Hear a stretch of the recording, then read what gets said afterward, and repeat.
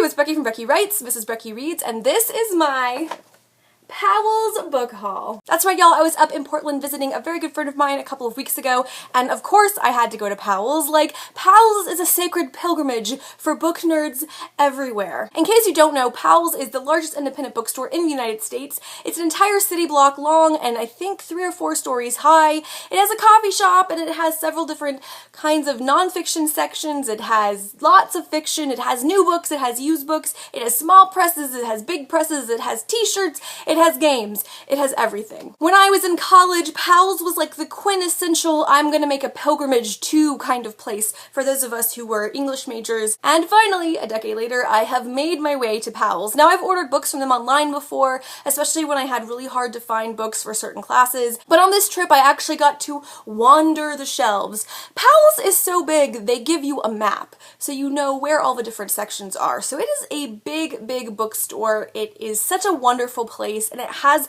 this cult following of people who love books and who love Powell's. I had a really good time there. The people there were so helpful. My cell phone actually died and I was trying to get in touch with a friend of mine who was meeting me there, and so they let me like call her from their actual phones because they're lovely, wonderful, generous people. So thank you, Powell's, for saving me.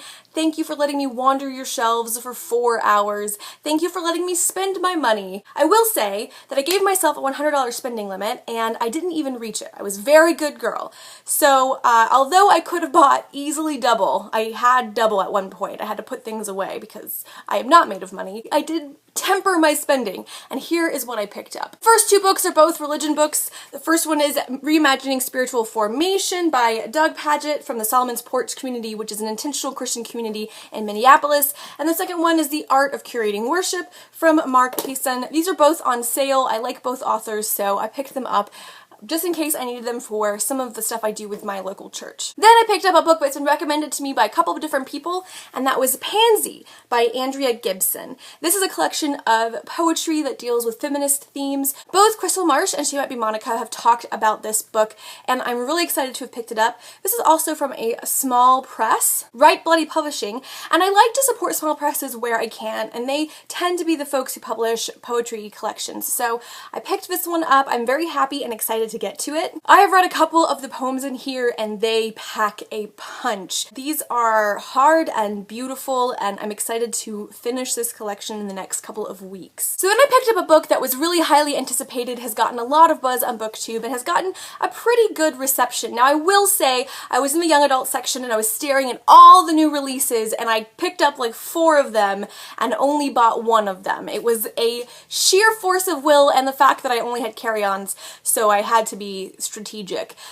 There were a lot of books I wanted to get, but this is the one I ended up on, and that is The Upside of Unrequited by Becky Albertoli. This is the story of 17-year-old Molly, who is a bigger girl who has had 26 crushes and 0 boyfriends, and she is being encouraged to pursue a boy by her older sister who is in a same-sex relationship. And so it is the intricacies and the quirky story of Molly, of Molly's crushes, and if she pursues them, and her relationship with her older sister who is a lesbian. I am very excited about this. I am hopeful for how this turns out. I've heard really good feedback. Again, I'm currently in the midst of a YA contemporary read. I'm trying to read a diversity of YA contemporaries, and this one has had a lot of positive buzz and feedback, so I'm really excited to have picked this one up at Powell's and to be able to get to it hopefully this month. Now for a book I didn't even know I wanted, but I found on the shelves and was like, holy macaroni and cheese, I need to buy that. And that is The Midnight Queen by Sylvia Izzo Hunter. Now I am all about all the magic all the time, like that is what I want, and this takes place in, I think, Victorian England. There's a magic school and a very brilliant magician who gets kicked out because he takes one of his magical experiments too far. In order to kind of earn his way back into good graces, he goes and he works on the estate of one of the professors, where he meets the professor's daughter, and in this world, in this time, women are not allowed to study magic. Ladies are genteel and shouldn't be studying magic, but the professor's daughter, she's real good at it, and she's been learning anyway. So the 2 of them team up and have misadventures. I think there are 3 books out already. There might be a 4th one.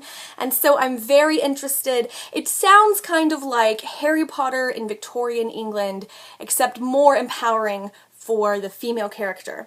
So I'm excited to check this out. I hope it's good. Comment down below if you've read The Midnight Queen. I haven't heard a lot about this. I haven't heard it at all on BookTube. So if you've read it and enjoyed it, or even if you didn't enjoy it, if you've read it at all, let me know. And the final book that I picked up from Powell's was a total impulse buy, and that was the first installment of Sandman, Preludes and Nocturnes by Neil Gaiman. Now this is the first published collection, although there is Overture, which is a recent release. So chronologically this is first, but in the story there's a prequel that came out. But I decided to read them in the chronological order that they were published, and I fell in love. I actually read this on the plane ride back from Portland. This is the art style for this particular collection, although this is not the art style that stays. They definitely change artists by collection.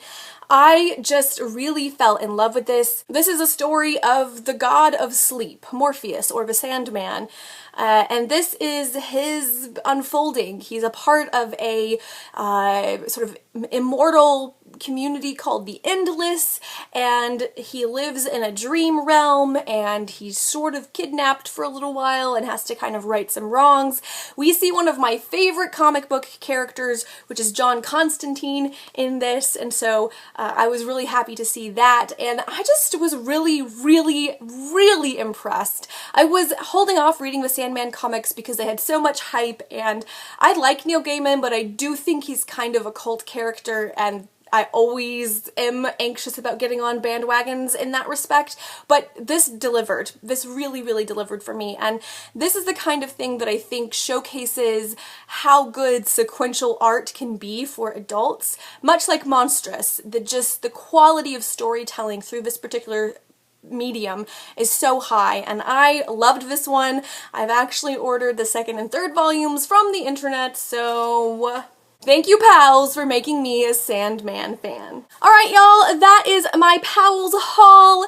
Comment down below and let me know if you have read any of these, particularly if you've read The Midnight Queen. I know so little about it, and I would love to hear your feedback, but of course, if you've read any of these, let me know what you've read, what you've loved, and also comment down below if you've been to Powell's. Have you made a pilgrimage, and what did you think of it? It's a little overwhelming, and honestly, I could have spent a whole day, and I could have spent a whole bunch more money, but I really enjoyed being there. I think my only regret is that I didn't get like a t-shirt or something. Hope you guys are all doing well, and I will talk to you soon. Bye!